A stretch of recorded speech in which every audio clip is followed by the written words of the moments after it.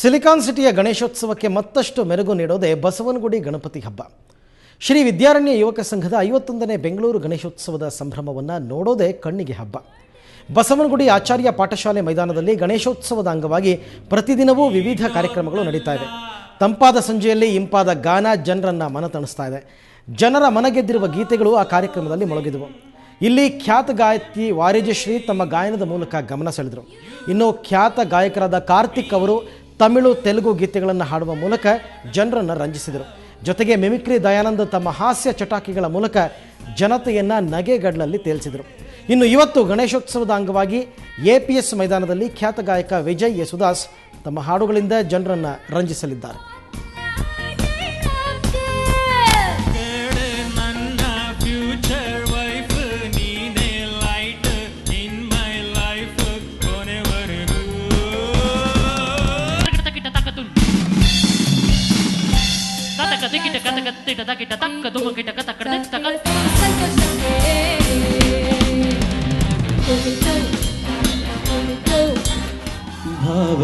ಭಾವಜನಾಗಿದೆ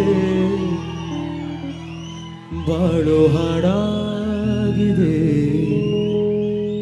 ನಿನ್ನ ಸೇರಿ ನಾನು ಜೀವ ಹೂವಾಗಿದೆ. ಭಾವಜನಾಗಿದೆ ಬಾಳು ಹಾಡಾಗಿದೆ ನಿನ್ನ ಸೇರಿ ನಾನು ಜೀವ ಹೂವಾಗಿದೆ.